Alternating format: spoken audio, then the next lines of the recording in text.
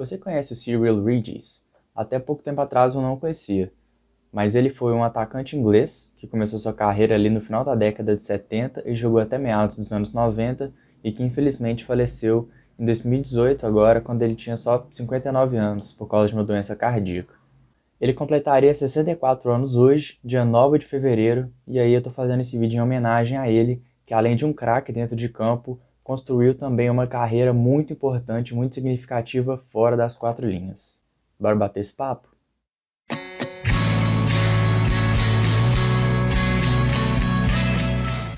Bom, de início, eu já gostaria de te pedir para deixar um like aqui no vídeo, se inscrever no canal e também deixar nos comentários temas que você acha que seria legal da gente conversar junto. Então bora pro vídeo. Bom, eu conheci mais sobre a figura do Regis quando eu comecei a acompanhar mais de perto o West Bromwich Albion, que é inclusive o time que eu tô usando essa camisa bem bonita aqui hoje, ó. E eu comecei a acompanhar o West Brom tem já alguns anos, né? E aí quanto mais eu acompanhava, mais eu consumia conteúdo sobre o clube, seguindo páginas nas redes sociais, fazendo as minhas pesquisas, muitas vezes eu me deparava com essa figura do Regis, que é um dos maiores ídolos da história do clube, né? Ele jogou mais de 300 vezes com a camisa dos Baggies, ele tem mais de 100 gols, ele fez parte de um time que foi muito histórico nos anos 70, ali no final dos anos 70, então ele é uma figura realmente lendária assim, para os torcedores do West Brom. E assim, só os números dele dentro de campo já seriam mais do que o suficiente para credenciar ele como um ídolo, né, do time.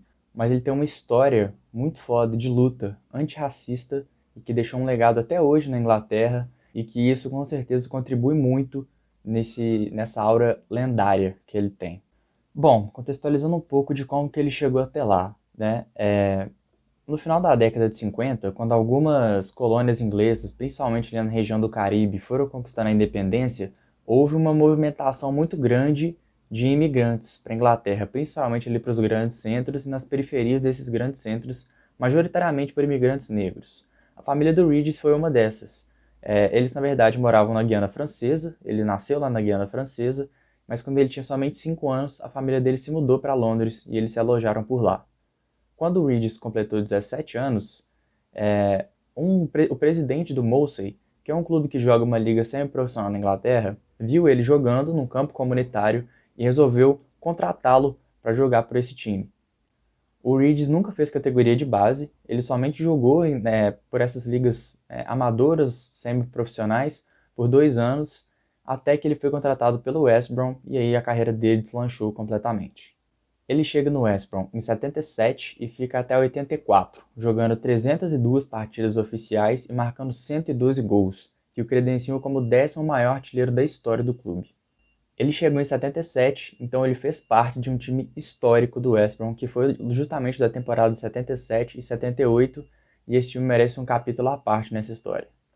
Nesse período, não era nada comum que os times ingleses tivessem jogadores negros, e o West Brom tinha 3 jogadores negros, e no time titular, e ainda por cima eles eram estrelas do time, eles eram alguns dos principais jogadores. Eu vou exibir o trecho agora de uma entrevista que o Regis deu, onde ele comenta um pouco sobre como era jogar na Inglaterra nessa época e ainda dividir o vestiário com mais outros 2 atletas negros. We had to fight our own kind of racism because the coaches and managers felt that black players could handle cold weather and too laid back, they didn't have enough bottle. So all that prejudice we had to dispel. And having 3 players here at West Brom in the late 70s was radical.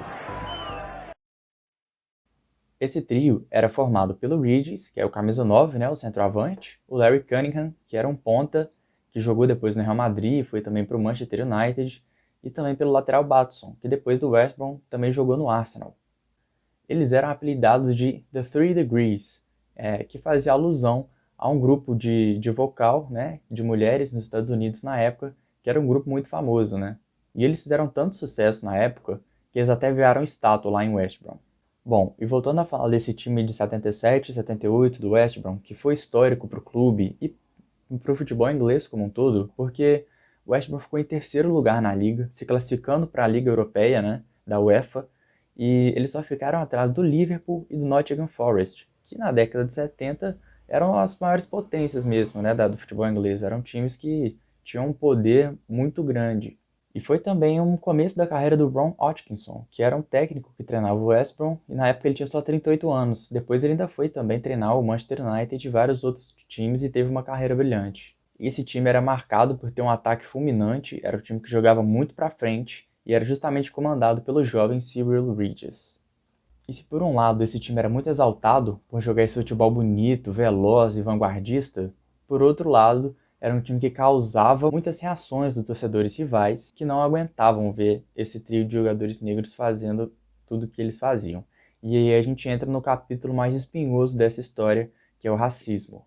As manifestações racistas eram constantes, eram praticamente em todos os jogos, né? E na época tinha inclusive dois grupos conservadores, neofascistas lá na Inglaterra, que eram o National Front e o The British Movement, que inclusive organizavam manifestações contra a imigração e pedindo a exclusão desses jogadores da liga e também do país. A gente está falando de uma época em que as imitações de macaco no estádio eram tão comuns que era normal os torcedores levarem banana no estádio para atirar nos jogadores, para ficar fazendo alusões enquanto eles estavam na arquibancada. E, inclusive, a torcida do Tottenham cantava uma música que dizia que o grande Cyril está em uma árvore.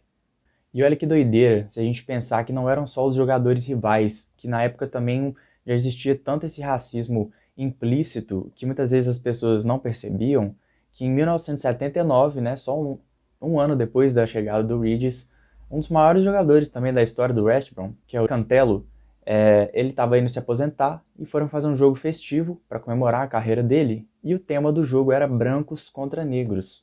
Olha essa história.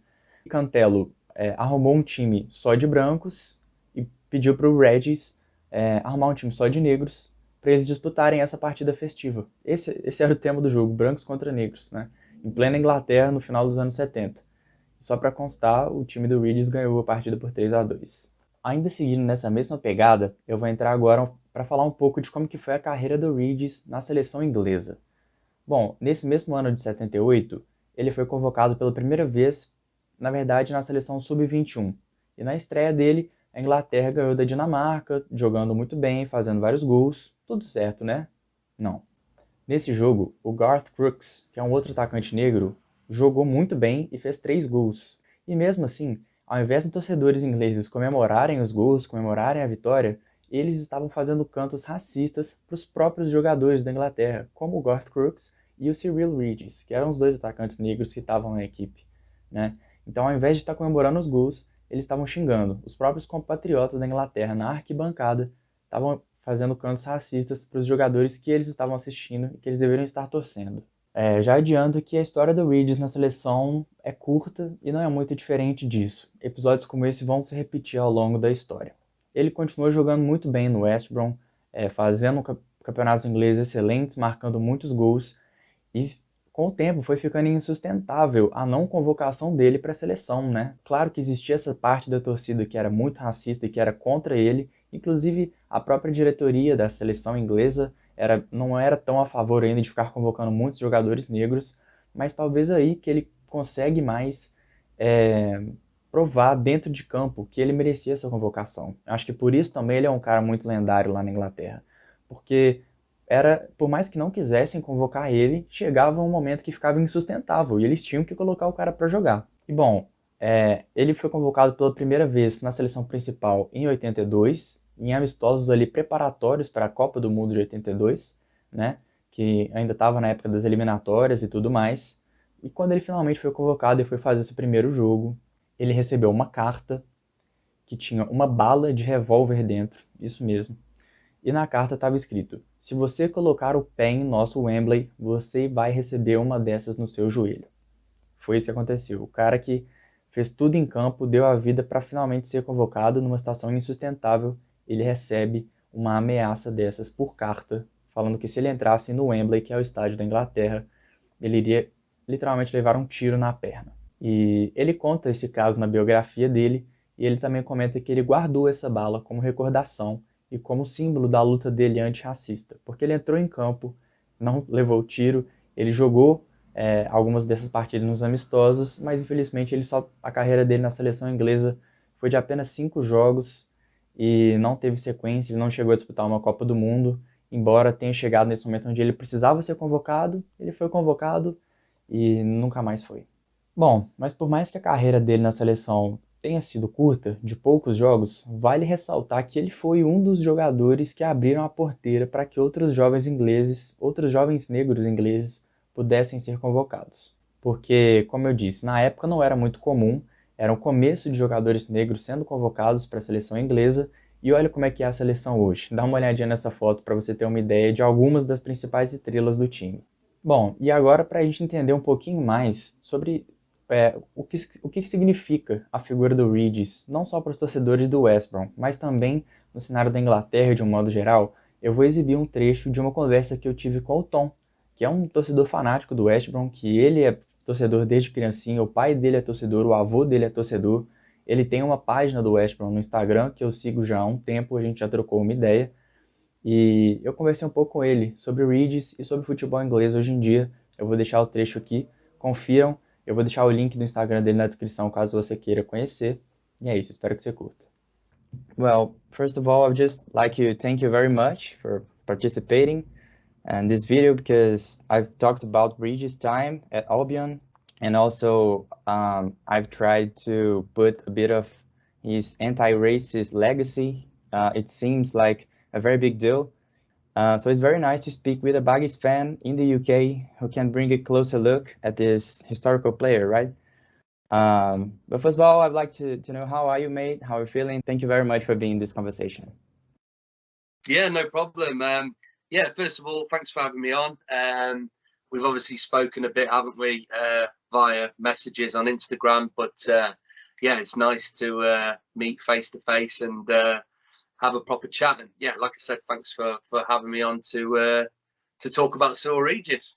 Yeah, that's great. I'll just make a quick disclaimer. I will put all of your links in the description of this video so people who watch this can follow you on Instagram. You have this amazing page. I follow it a couple of years, so I really like the content. And I hope you can understand my English. It is a bit rusty, you know, I don't practice it a lot, but I hope you can understand everything. I'll go now straight to my first question. That is, I mean, I know that Regis is a massive Albion legend, but I would like to know, in your opinion, how big is he? You know, not only to West Brom fans, but to England as a whole. Like, can you describe a bit of how people remember him and treat his figure nowadays, you know, nationally wise? Yeah, it's a good question. I think, well, look, yeah, obviously I'm a big West Bromwich Albion fan.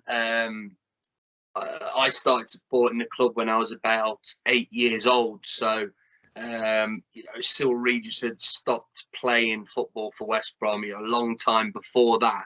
Yeah. But, you know, as I got older and started, you know, getting more interested in the history of West Brom, you know, and speaking to my dad, who was a big West Brom fan himself, he's the reason why I started supporting West Brom.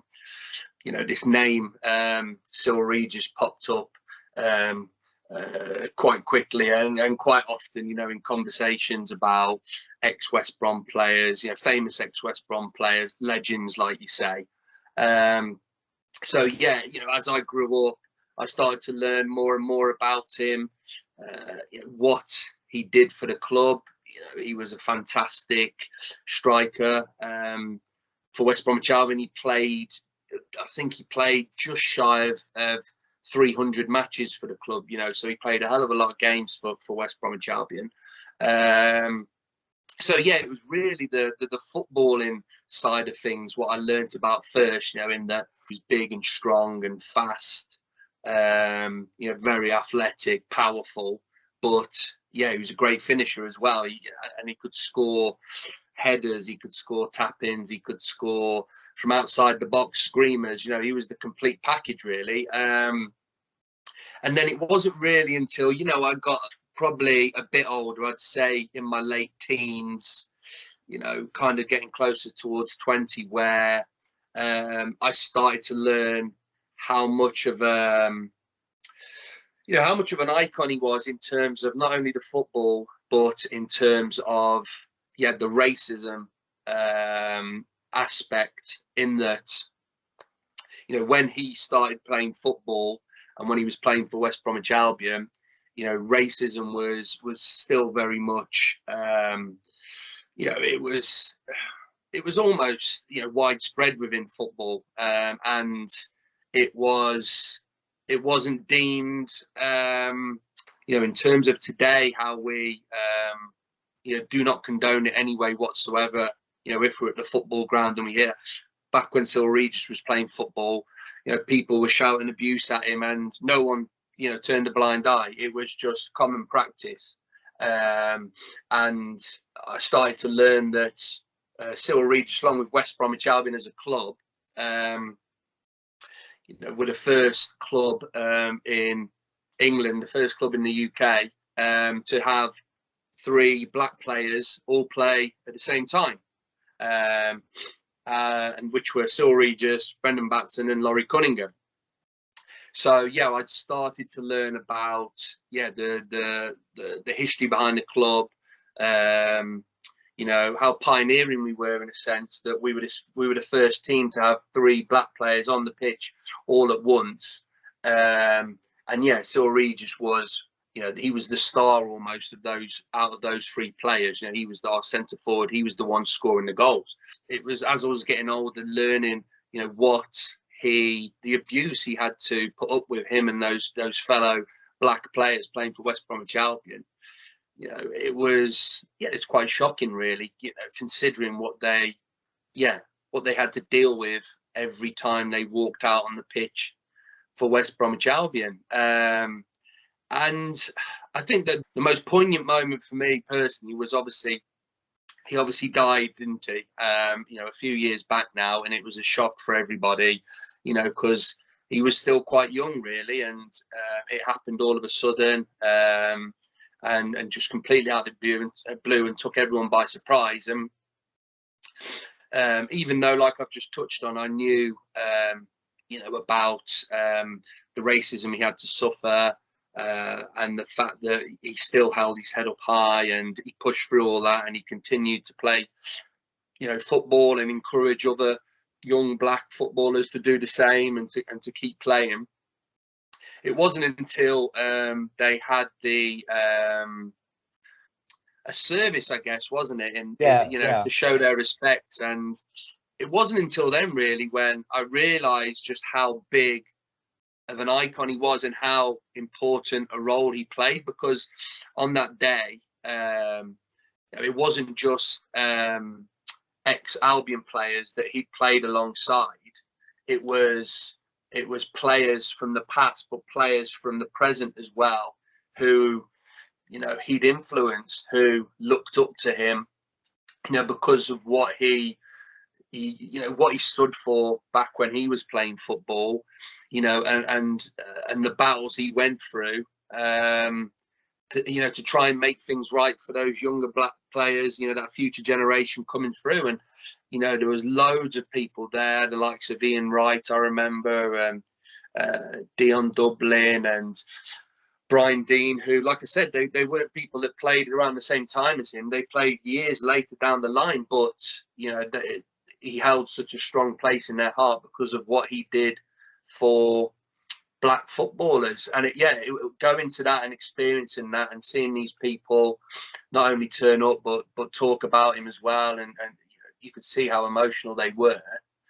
It was then really where I kind of fully then realized just how important a role he had, you know, not only for West Brom but for football as a whole.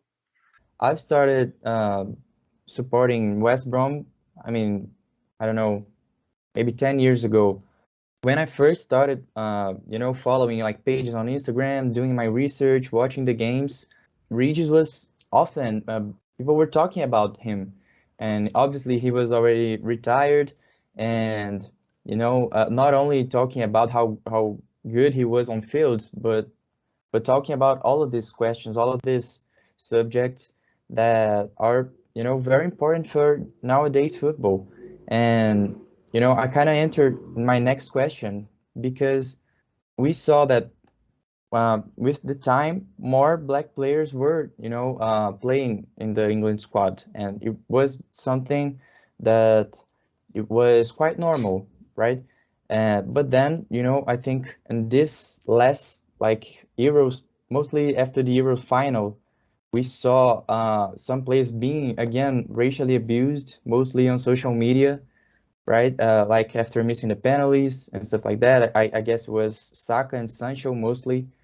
Um, but like, do you think that this generation of the England squad will like somehow suffer from the same things as those back in the 80s? Are we like going back? Can you see like something that social media might be making it, a bit harder on these players? Yeah, I think you're right. I think, unfortunately, I think with the, this is obviously just my opinion, but the emergence of social media, especially Twitter and Instagram, it gives people the opportunity to contact, celebrities, musicians, footballers, obviously in this instance, because a lot of these professional footballers, they've got Twitter accounts, they've got Instagram accounts, and yeah, obviously the these different social media platforms, it allows that contact, doesn't it, between the guy sitting at home on his phone and these professional footballers. It's too easy, isn't it, to make contact with them. And you're right. I think what's ultimately happened is with the increase in popularity of these social media platforms. Unfortunately, what's come with it is, like you said, the abuse directed towards some of these black footballers, and it's obviously it's probably different in regards to what I touched on earlier, in that when Cyrille Regis was playing football, it was being directed to him in the stands, in the crowd. He was having people within a few meters of him hurling abuse at him, hurling racist abuse at him, and like I said earlier on, no one was batting an eyelid. No one was stopping them do that. They were even having, things thrown at them, derogatory things like bananas and stuff like that thrown at them on the pitch. And the stewards and the police officers, weren't doing anything about it. It was almost seen as the norm. And that's why I think, it was so, he's held in such high regard, because he, had to go through that. He had to put up with that. Obviously, not only him, all black footballers at that moment in time, but he had to take that abuse to still perform to the high levels he did and still achieve what he achieved in his career. Is absolutely incredible, and that's obviously why he was such an important figure for black footballers through the years, looking up to him. But it's different now, and like you said, it's all, the vast majority of it is directed through these social media platforms. If it's heard at football grounds now, which it still is, what tends to happen now is, more times than not, the police or the stewards, if they can, if they see the perpetrator, they'll obviously take them out the ground. They'll eject them if they can do that. So yeah, I think we've got to this point, haven't we, where there's been cries for the likes of Twitter, the likes of Facebook and Instagram to do more, to stop making it so easy for these people to throw vile racist abuse to these young black footballers. It's just, it just seems too easy for them to do it. And if they get banned, if an account gets banned, they just create a new account and they're able to do it again. It just doesn't seem like there's enough in place still in this moment in time to stop people being able to, direct abuse at these players. Yeah, 100%.